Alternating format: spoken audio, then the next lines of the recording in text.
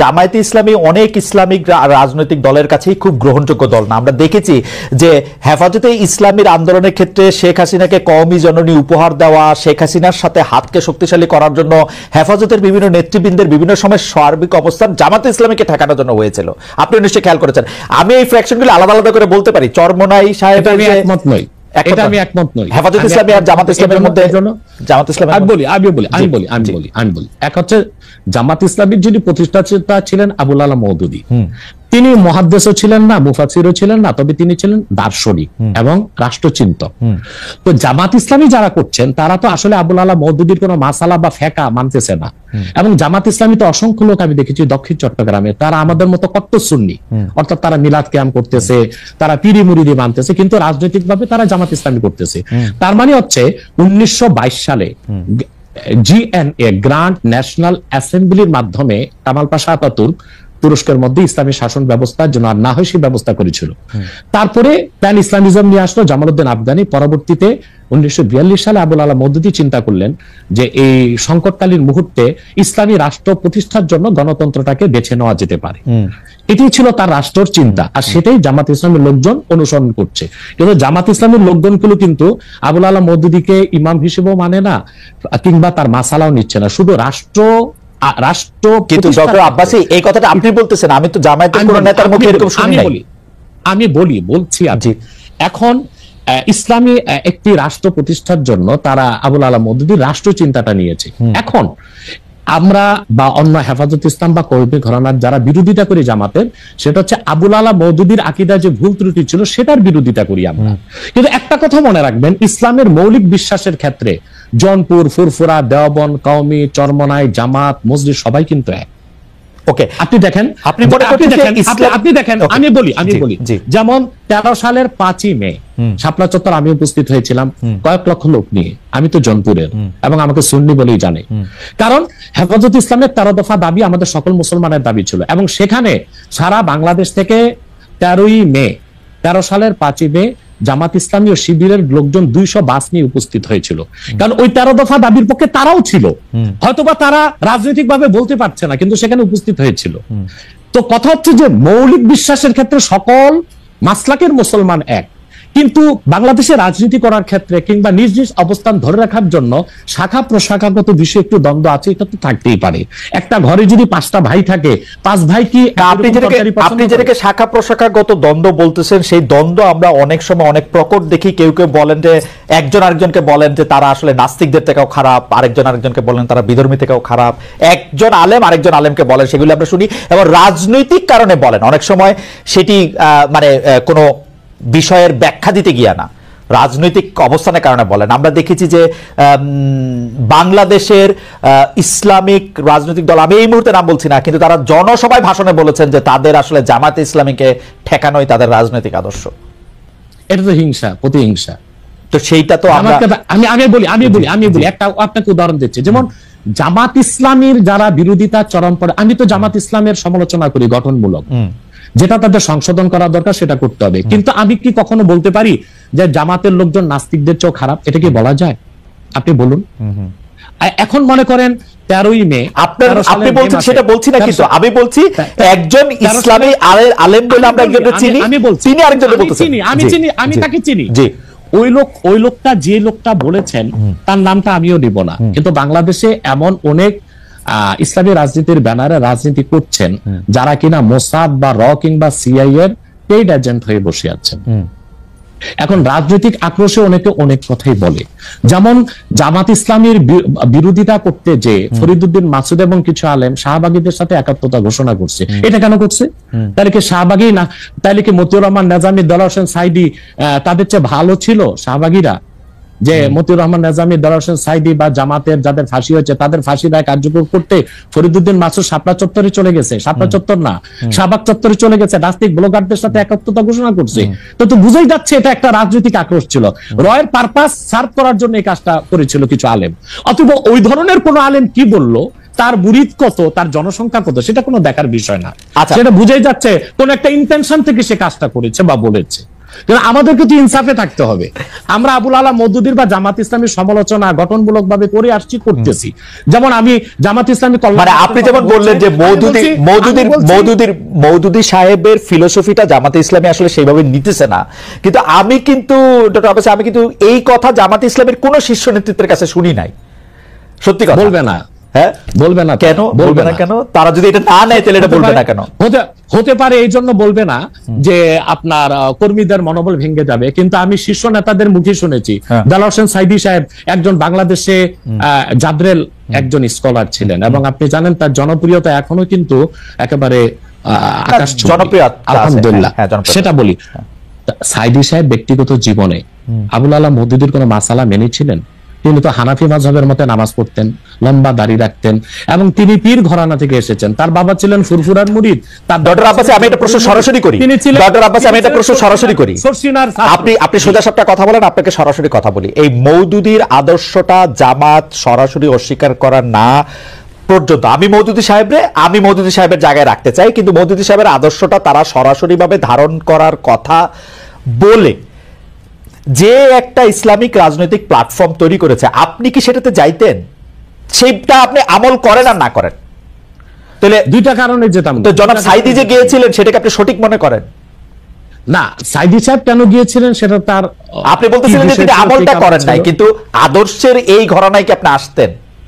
দেখুন, সাইদি সাহেবের একটা বক্তব্য আমি শুনেছি। তিনি একটা সাক্ষাৎকারে বলেছিলেন যে তিনি দেখেছেন ইসলামী রাষ্ট্র প্রতিষ্ঠা করার জন্য যে জনবল দরকার, যে কাজকর্ম দরকার, উনি সেটা জামাতের মধ্যে পেয়েছিলেন। সেজন্য তিনি জামাতের রাজনীতিতে ছিলেন, কিন্তু ব্যক্তিগত জীবনে তিনি তো হানাফি মাযহাব মেনেছেন, আহলুস সুন্নাহ ওয়াল জামাতের আকীদা বিশ্বাসী লালন করতেন অধিকাংশ ক্ষেত্রে, এবং তিনি পীর ঘরানা ছিলেন এবং পীর মাশায়েখদেরকে যথেষ্ট শ্রদ্ধা করতেন। আমি আগেই বলেছি যে বাংলাদেশে জামাত ইসলামী আকীদাগত দিক দিয়ে আবুল আলা মওদুদীর আকীদা সবাই গ্রহণ করে নাই।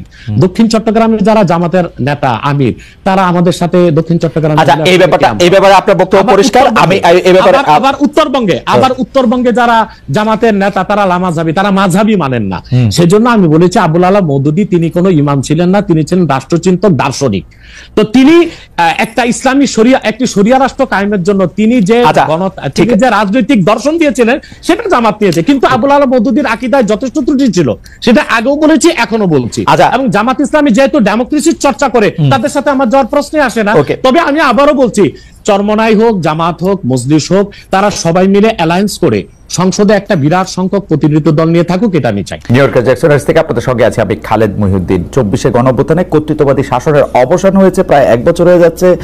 গণতন্ত্রের যে নতুন অভিযাত্রা, তাতে আশা জাগে নিয়ে কি দেখছি আমরা, নাকি একজন আরেকজনের বিরুদ্ধে, যারা 24-এর সহযোদ্ধা ছিল বলে নিজেদের দাবি করেন, তারা একজন আরেকজনের বিরুদ্ধে আঙ্গুল তুলেই যার যার নিজের কৃতিত্ব জাহির করতে যাচ্ছেন? এসব নিয়ে কথা বলতে আমরা জনকল্যাণমুখী রাজনীতিটা কোথায় আছে, কোথায় হচ্ছে, সেগুলি নিয়ে কথা বলার জন্য এখন আমরা আলোচনার জন্য এখন আমাদের সঙ্গে আছেন জামায়াত ইসলামের আমির ডক্টর শফিকুর রহমান আমাদের সঙ্গে আজকে আছেন।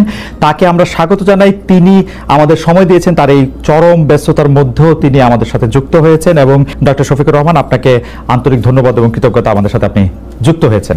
আমাদের সাথে আরো থাকছেন জনাব মির্জা ফখরুল ইসলাম আলমগীর, নামেই যার পরিচয়, আলাদা করে তার সম্পর্কে শুধু এটুকুই বলার আছে, গত 15 বছরে শেখ হাসিনা সরকারের সময় তিনি বারবার জেল খেটেছেন। সেই সময়ের মধ্যেও তিনি বিএনপিকে ধরে রেখেছিলেন, বাংলাদেশ জাতীয়তাবাদী দলকে তিনি ধরে রেখেছেন, নেতৃত্ব দিয়েছেন, বিভিন্ন সময় বিভিন্ন গুরুত্বপূর্ণ সিদ্ধান্ত দিয়েছেন, সামনে থেকে নেতৃত্ব দিয়েছেন। মির্জা ফখরুল ইসলাম আলমগীর, যাকে আমরা একজন পরিচ্ছন্ন রাজনীতিবিদ হিসেবে জানি, তাকে আজকের অনুষ্ঠানে পেয়ে আমরা স্বাগত জানাই।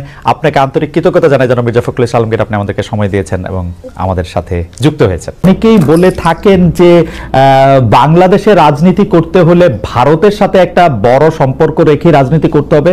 আপনার কাছে কি মনে হয়, এই সময় ভারতের সাথে বড় সম্পর্ক কারা রাখতেছেন এবং জামায়াত ইসলামের সাথে ভারতের সম্পর্ক আসলে কেমন? প্রথম কথা হলো যে রাজনীতি কার জন্য? রাজনীতি আমার মাটি এবং মানুষের জন্য। সুতরাং আমার সম্পর্কটা হবে জনগণের সাথে, আমার সম্পর্ক হবে আমার মাটির সাথে। এটা আমার 1 নম্বর প্রায়োরিটি। 1 নম্বর প্রায়োরিটিকে তার জায়গায় রেখে দুনিয়ায় যারা বন্ধু হয়ে এগিয়ে আসবেন দেশ এবং জনগণের কল্যাণে, আমরা সবাইকে আমরা স্বাগত জানাবো, অভিনন্দন জানাবো এবং বুকে ধারণ করব। কিন্তু যদি এই সম্পর্ক রাখার অর্থ এটি হয় যে কোনো রাষ্ট্রের আনুকূল্য নিয়ে অথবা রাষ্ট্রকে সন্তুষ্ট রেখে কোন ধরনের রাজনৈতিক কর্মকাণ্ড পরিচালিত হবে, আমরা তার সম্পূর্ণ বিরোধী। ওকে, এই ক্ষেত্রে কেউ কেউ বলতেছেন যে বিএনপির সাথে ভারতের একটি সম্পর্ক দেখা যাচ্ছে, আবার কেউ কেউ উল্টোটা বলতেছেন ডক্টর মোহাম্মদ ইউনূস ভারতের সাথে সম্পাদিত শেখ হাসিনা সরকারের কোনো চুক্তি আলোর সম্মুখে আনছেন না এবং তার কোনোটি বাতিল করছেন না, কারণ ডক্টর মোহাম্মদ ইউনূস সরকারেরও ভারতের সাথে একটি নিবিড় এবং প্রবল সম্পর্ক রয়েছে।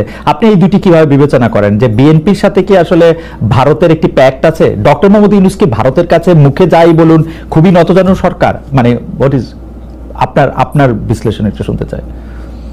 আসলে প্রথমটা আপনি যেমনটি শুনছেন আমিও তেমন শুনতেছি, আমার কাছে এর কোনো ডকুমেন্ট নাই। আর দ্বিতীয়টা যেটা বলতেছেন ডক্টর ইউনূস সাহেবের ব্যাপারে, আমি এর কোনো আলামত দেখতে পাচ্ছি না যে উনি ভারতের কাছে নত জানু, এর কোনো আলামত আমার কাছে স্পষ্ট নয়। ভারতের সাথে আমরা ভারতকে বিভিন্ন বিষয়ে তার সাথে কনফ্লিক্টে দেখতে পাচ্ছি। ভারতের সাথে হাসিনা সরকারের সম্পাদিত চুক্তিকে তিনি সামনে আনতেছেন না, এইটা একটা অভিযোগ। আরেকটা অভিযোগ হচ্ছে ভারত একতরফাভাবে ট্রান্সশিপমেন্ট এবং স্থলবন্দর দিয়ে মাল আনা নেওয়া বাতিল করলো, এর বিপরীতে বাংলাদেশ কোনো ব্যবস্থাই নেয় নাই এখন পর্যন্ত। আসলে বাংলাদেশের নেওয়ার সেই সুযোগটাও কতটুকু আছে না আছে সেটা বিবেচনায় নিতে হবে। 2 নম্বর হচ্ছে যে ইউনূস সরকার এখন দায়িত্বে আছেন, আমি ক্ষমতায় বলবো না, এই দেশের জনগণই তাকে দায়িত্ব দিয়েছে, উনি দায়িত্বে আছেন। উনি দায়িত্বে আসার পরে এটা ঠিক যে ভারত বলেছে নির্বাচিত সরকার আসলে তারা দেশকে সহযোগিতা করবে, তা এখানে কি বার্তা দেওয়া হলো তাহলে? সুতরাং এটা কোনোভাবেই টিকে না বিষয়টা। আর এই সরকারের অনেকগুলা প্রায়োরিটি আছে। চুক্তি সম্পাদন হয়েছে 2টা মানে সরকারের মধ্যে ইতিপূর্বে। সেই সরকার নির্বাচনে তার আইনগত এবং নৈতিক বৈধতা কতটুকু ছিল সে নিয়ে হয়তো প্রশ্ন থাকতে পারে, কিন্তু 2টা সরকারের মধ্যে চুক্তি সম্পাদিত হয়েছে এবং পলিটিক্যাল গভর্নমেন্ট দুইটাই, ইন্ডিয়া পলিটিক্যাল গভর্নমেন্ট, বাংলাদেশেও পলিটিক্যাল গভর্নমেন্ট। এই ধরনের কিছু ম্যাটার আছে যেগুলো আসলে পলিটিক্যাল গভর্নমেন্টকেই রিজলভ করতে হবে। যেমন কিছুদিন আগে আপনারা মানবিক করিডোর নামে একটা বিষয়ের কথা শুনেছেন, আমরা কিন্তু A to Z বলেছি নো, এটাই সরকারের ফাংশন হওয়া উচিত। এরপরে পোর্ট হ্যান্ডলিং এর ব্যাপারেও কথা এসেছে, সেখানে আমরা বলেছি যে এইটাও এত বড় বিষয়ে সরকারের হাত দেওয়া উচিত হবে না, এই ব্যাপারে আমাদের অবস্থান স্পষ্ট। সুতরাং তারা আরো যে প্রায়োরিটি গুলো আছে, বিশেষ করে কিছু বেসিক রিফরমেশন না করলে আগামীতে একটা গুড গভর্নেন্সের জন্য একটা গুড সরকার গঠন করা সম্ভব হবে না, একটা ভালো ইলেকশন হবে না, এই বিষয়গুলোকেই এখন মূলত প্রাধান্য দেওয়া হচ্ছে। দুটি বিষয়, রাষ্ট্রের দুটি স্তম্ভ সম্পর্কে আপনাকে প্রশ্ন করব। আপনি এখন এই মুহূর্তে বা গত 10 মাস 11 মাসের ডক্টর ইউনূস সরকারের শাসনে আপনার কাছে বিচার বিভাগকে যথেষ্ট স্বাধীন এবং সকর্মক মনে হয় কিনা? আরেকটি বিষয় ফ্রিডম অফ প্রেস। আমি যথেষ্ট স্বাধীন মনে করি না। যতদিন পর্যন্ত বিচার বিভাগ সম্পূর্ণভাবে আলাদা না হবে নির্বাহী বিভাগ থেকে, ততদিন পর্যন্ত এটাকে স্বাধীন বলা যাবে না। যেমন বিচার বিভাগের একটা ডিমান্ড আমাদের আছে যে এটাকে স্বাধীন করার জন্য স্বাধীন সচিবালয় গঠন করতে হবে, সেটা এই সরকারের একটা অঙ্গীকারের মতোই ছিল, কিন্তু এখন পর্যন্ত সেটা হয়নি। আমরা এটা দেখতে চাই যে অবিলম্বে সেটা হোক। যদি স্বাধীন সচিবালয় কায়েম নাই হয় তাহলে বিচার বিভাগ স্বাধীন হবে কিভাবে? নির্বাহীর অধীনে থাকে তো বিচার বিভাগ স্বাধীন হতে পারে না।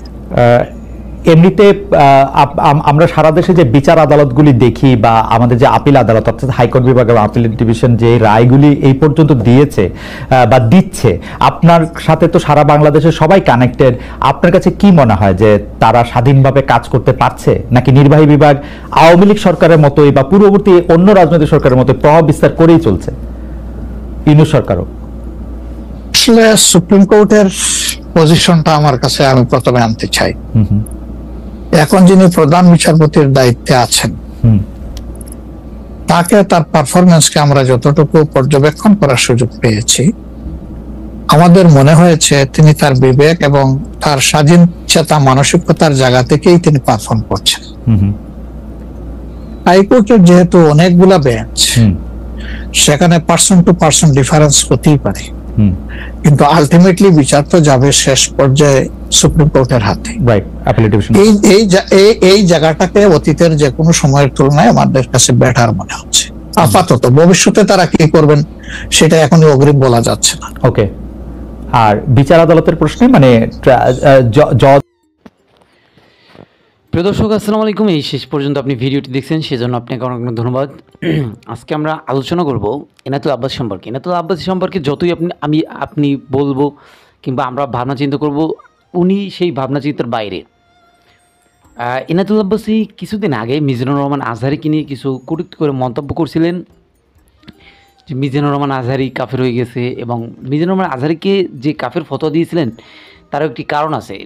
মিজানুর রহমান আজহারি বলছিলেন যে নবীজির সিক্স প্যাক মানে নবীজির এই বডিটা একদম ওই যে যারা কুস্তি খেলে ওই ওনাদের মতো, এটাই মিজানুর রহমান আজহারি নাকি বলছে। সেই পরিপ্রেক্ষিতে ডক্টর এনায়েতুল আব্বাসী ওনাকে কাফের ফতোয়া দিয়েছিলেন। খুবই ভালো কথা। কিন্তু বর্তমানে এসে মানে এর আগে 5ই আগস্টের আগে কিন্তু এনায়েতুল আব্বাসীর এত বড় বড় হুঙ্কার আমরা দেখতাম না। এখন বর্তমানে মানে চাপ নাই, কারো চাপ নাই, এনায়েতুল আব্বাসীর উপর কোনো দলের চাপ নাই। সেই কারণে উনি যেই দল পাইতেছে, যে দল ওনার সামনে আসতেছে সেই দলকেই উনি ধুয়ে দিচ্ছে। আপনি বিএনপি বলেন, জামাত বলেন বা এনসিপি বলেন, যে কোনো দলকেই উনি ধুয়ে দিতেছে। তো এই যে ধোয়াধুয়ির যে ব্যাপারটা, যে কোনো দলের দোষ ধরা, অবশ্যই প্রত্যেকটি দলের দোষ অবশ্যই আছে, কিন্তু সেই দোষগুলোকে এমনভাবে ধরা, আমার মনে হয় যে উনি ছাড়া আর কেউ ধরে না। তো 5ই আগস্টের আগে এই দোষগুলো তো কোনোদিন আওয়ামী লীগের তা ধরতে পারেননি উনি তো এখন যেই পরিমাণ দোষ ধরতেছে মানুষের, এই দোষগুলো তো আগে ধরতে পারেনি। আগে ওনার এই প্রতিভাগুলি কোথায় ছিলেন সাধারণ মানুষ জানতে চায়। তো আপনার একটু মতামত করে আপনি জানান যে এনায়েতুল আব্বাসীকে কি আপনি বুঝতে পারেন আসলে ওনার কথার ধরন, কিংবা উনি কী কথা বলতেছে, বা ওনার মানে কোনো বোঝার মতো কোনো লাইন নেই ওনার কথাবার্তা। তো যাই হোক, আজকের মতো এখানে শেষ করলাম, আবার দেখা হবে নতুন কোনো ভিডিওতে। সেই পর্যন্ত ভালো থাকবেন, সুস্থ থাকবেন। যারা এখনও চ্যানেলটি সাবস্ক্রাইব করেনি একটি সাবস্ক্রাইব করে দেবেন, যাতে করে পরবর্তী ভিডিও আপলোড করার সাথে সাথে আপনার কাছে একটি নোটিফিকেশান চলে যায়, আপনি সবার আগে আমাদের এই ভিডিওটি দেখতে পারেন। তো সাবস্ক্রাইব। আল্লাহ হাফিজ।